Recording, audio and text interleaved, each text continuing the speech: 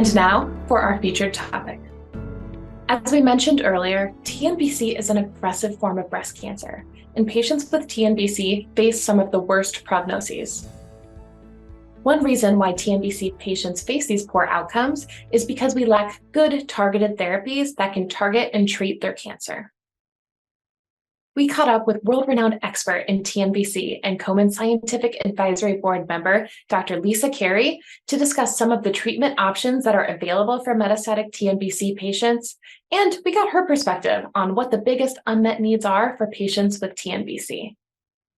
The targeted landscape for triple-negative breast cancer that's metastatic falls in just a few categories. I mean, the first is that if patients have germline BRCA1 or 2 mutations, and germline BRCA1 mutation carriers are prone to getting triple-negative breast cancer, we have the PARP inhibitors. I mean, they work regardless of what kind of cancer you get, and they work if it's hormone receptor positive, HER2 negative. But this is particularly relevant for triple-negative because BRCA1 is the most common germline susceptibility aberration.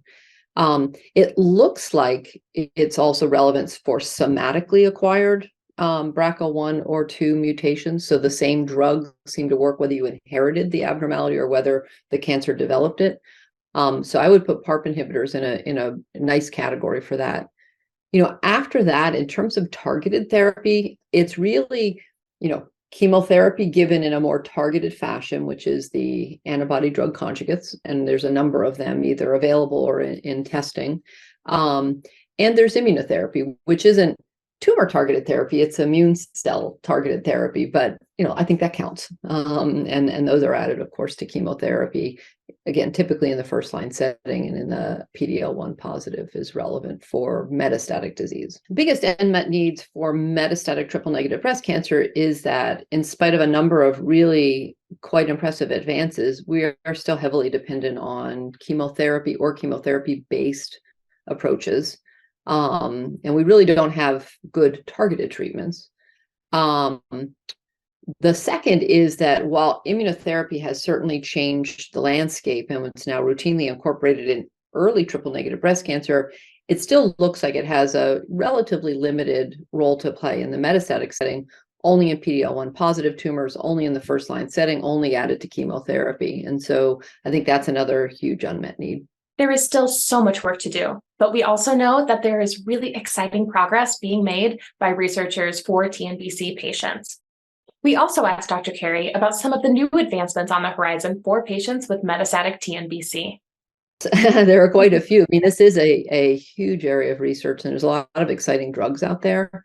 I think among the ones that are likely to report in the not too distant future are the Capitello 290 trial, which is a phase 3 trial building on the PACT2 phase 2 trial with the AKT inhibitor capivasertib added to Taxol or paclitaxel in the first line setting. So that drug added to fulvestrant in pretreated hormone receptor positive HER2 negative disease was already reported as positive a year or so ago. We're still waiting for the triple negative trial that I think has been close to accrual for about a year and a half now. So we're anxiously awaiting that. There's another in the in sort of the novel therapy approaches. There's a drug called trilaciclib, which is actually a CDK4/6 inhibitor, originally designed in a phase 2 trial to try and be a myelosuppressing. It's designed to prevent myelosuppression. But in the trial where it was given, with gemcitabine and carboplatin, or actually before, it didn't seem to do a lot for myelosuppression, but it did improve survival.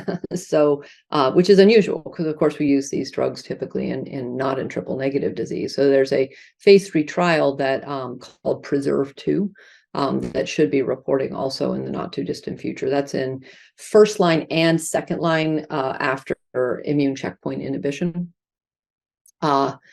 There is sacituzumab. There's a variety of ASCENT trials, but the one that's probably going to be reported soonest is the ASCENT-03 trial, which is take sacituzumab govitecan, which is an antibody drug conjugate with a TROP2 target and a TOPO1 inhibitor payload, We use it in the later line setting now, based on the original ASCENT trial. This is now ASCENT-03 is moving it into first line against treatment of physician's choice, which is the doublet of gemcitabine carbo or a taxane. So seeing whether sacituzumab works even better in the beginning, rather than waiting till the pretreated setting, is coming. And then finally, the Tropion Breast-02 trial, which is an antibody drug conjugate we don't have available yet, datopotamab, or Dato-DXd, in the first line setting, PD-L1 negative tumors of Dato-DXd versus, again, a variety of chemotherapy options, including taxanes, carboplatin, et cetera.